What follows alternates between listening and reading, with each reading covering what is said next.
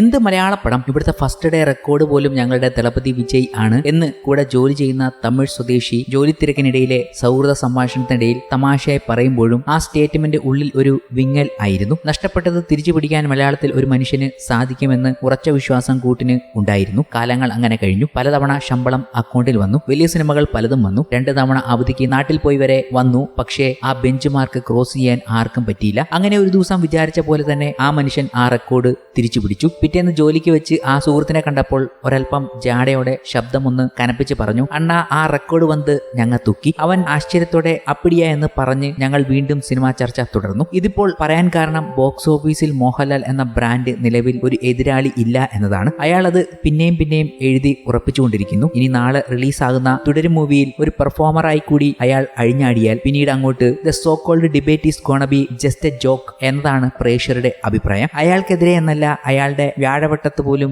ആരും ഉടനെ ഇനി ഉണ്ടാവില്ല എന്ന് ആരാധകൻ സോഷ്യൽ മീഡിയയിൽ കുറിക്കുമ്പോൾ നമ്മൾ കാണാൻ പോകുന്നതും അങ്ങനെ ഒരു ചിത്രം തന്നെയാണ്. മോഹൻലാലിന്റെ ബോക്സ് ഓഫീസ് വിളയാട്ടത്തിന് ശേഷം മോഹൻലാൽ എന്ന പെർഫോമറെ കാണാൻ പോകുന്നു തുടരും എന്ന ചിത്രത്തിലൂടെ. ഒരു ഫാമിലി ഡ്രാമ ഗണത്തിൽ വരുന്ന ചിത്രം. ജേസിൽ ജോൺ ഈ കാര്യം പറയുമ്പോൾ ഓരോ പ്രേക്ഷകരും പറയാൻ ആഗ്രഹിച്ച വാക്കുകൾ തന്നെയാണ്. എന്നാൽ തുടരുമെന്ന ഈ കൊച്ചു ചിത്രം വെച്ച് തന്നെ ബോക്സ് ഓഫീസിലും തരംഗമാകുന്ന മോഹൻലാലിനെ നമ്മൾ കാണുന്നുണ്ട്. പ്രീസെയിലൂടെ തന്നെ മോഹൻലാൽ ഈ ചിത്രത്തിലൂടെ 2 കോടി മറികടന്നു എന്ന വിവരങ്ങൾ നമ്മൾ കഴിഞ്ഞ ദിവസം കേട്ടിരുന്നു. 3-4 കോടി പ്രീസെയിലൂടെ മോഹൻലാൽ നേടാനുള്ള സാധ്യത ട്രാക്കർമാർ പറയുന്നുണ്ട്. ഒരു പോസിറ്റീവ് അഭിപ്രായമാണ് ഈ ചിത്രത്തിന് ലഭിക്കുന്നത് എങ്കിൽ സിമ്പിളായി തന്നെ ബോക്സ് ഓഫീസിൽ ആദ്യ ദിനം 5 കോടിക്ക് മുകളിൽ ഓപ്പണിംഗ് നേടാൻ ഈ മോഹൻലാൽ ചിത്രത്തിന് സാധിക്കും. കാരണം മോഹൻലാലിന്റെ സ്റ്റാർഡം ആ ലെവലിൽ എത്തി നിൽക്കുന്നു എമ്പുരാൻ കഴിഞ്ഞതിന് ശേഷം ആ ഒരു വിജയഗാഥ മോഹൻലാലിന് തുടരുമെന്ന ചിത്രത്തിനും ലഭിക്കുന്നുണ്ട് എന്നതും കാണാൻ കഴിയുന്നുണ്ട്. കാരണം ജനങ്ങൾ ഏറ്റെടുത്ത എമ്പുരാൻ ആ ഒരു വിജയത്തിന്റെ അലയൊലികൾ തുടരുമെന്ന ചിത്രത്തിലേക്കും എത്തിക്കൊണ്ടിരിക്കുന്നു. സെക്കൻഡ് ബിഗ്ഗസ്റ്റ് ഓപ്പണിംഗ് ഈ ഇയറിൽ തുടരുമെന്ന ചിത്രത്തിലൂടെ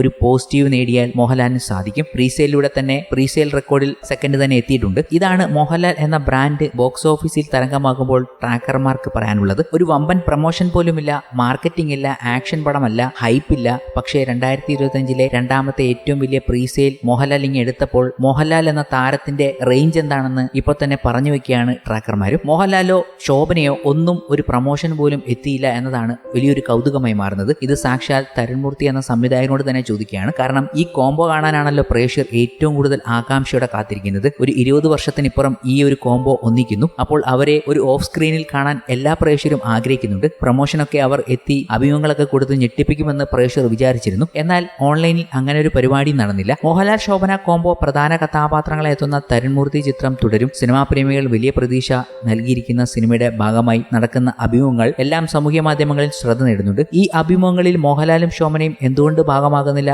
എന്നതിന് മറുപടി നൽകിയിരിക്കുകയാണ് തരുൺമൂർത്തി. ഇപ്പോൾ മോഹൻലാൽ ശോഭന കോംബോയുടെ കെമിസ്ട്രിയും മാജിക്കും കാണേണ്ടത് തിയേറ്ററിലാണെന്നും സിനിമയുടെ റിലീസിന് ശേഷം അഭിനേതാക്കൾ സംസാരിക്കുമെന്നുമാണ് തരുൺമൂർത്തി പറയുന്നത്. ഇപ്പോൾ ഇവിടെ ലാലേട്ടനെയും ശോഭന മാഡത്തെയുമാണ് കൊണ്ടുവന്ന് ഇരുത്തുന്നതെങ്കിൽ നിങ്ങൾക്ക് സിനിമയിൽ പിന്നെ എന്താണ് കാണാനുള്ളത്? ഇപ്പോൾ നിങ്ങൾക്ക് ഒരു ആഗ്രഹമുണ്ട്, ലാലേട്ടനെയും ശോഭന മാഡത്തെയും സിനിമയിൽ കാണണം. അവർ എന്താണ് ചെയ്യുന്നത് എന്ന് കാത്തിരിക്കുകയാണ് എല്ലാവരും. അവർക്ക് ഒരു കെമിസ്ട്രി ഉണ്ട്, ഒരു ഓറയുണ്ട്. ആ കെമിസ്ട്രി കണ്ട് ആസ്വദിക്കേണ്ടത് തിയേറ്ററിലാണ്. റിലീസിന് ശേഷം ചിലപ്പോൾ നമ്മൾ ലാലേട്ടനെയും ശോഭന മാഡത്തെയും കൊണ്ടുവരുമായിരിക്കും. മറ്റുള്ളവർ എന്തും പറയട്ടെ. ഇപ്പോൾ സിനിമയുടെ പിന്നണി പ്രവർത്തകരാണ് സംസാരിക്കേണ്ടത്. സിനിമയുടെ റിലീസിന് ശേഷം മുന്നണി പ്രവർത്തകർ സംസാരിക്കും. നിലവിൽ ക്ലിക്ക് ബൈറ്റുകൾക്ക് വേണ്ടി അവരെ ഞങ്ങൾ ഉപയോഗിക്കില്ല എന്ന് തരുൺമൂർത്തി പറയുന്നുണ്ട്. മോഹൻലാലും ശോഭനയും 20 വർഷത്തിന് ശേഷം ഒന്നിക്കുന്ന ചിത്രം കൂടിയാണ് തുടരും. 2004 ജോഷി സംവിധാനം ചെയ്ത മാമ്പഴക്കാലത്തിലാണ് ഇരുവരും അവസാനമായി ജോഡികളായെത്തിയത്. 2009 റിലീസ് ചെയ്ത സാഗർ എലിയാസ് ജാക്കി എന്ന ചിത്രത്തിൽ ഇരുവരും ഒരുമിച്ച് അഭിനയിച്ചിരുന്നു. ഏപ്രിൽ 25 രാവിലെ 10 മണിക്കാണ് സിനിമയുടെ ഫസ്റ്റ് ഷോ ആരംഭിക്കുന്നത്. മോഹൻലാൽ തന്നെയാണ് ഇക്കാര്യം സാമൂഹ്യ മാധ്യമങ്ങളിലൂടെ അറിയിച്ചിരിക്കുന്നതും.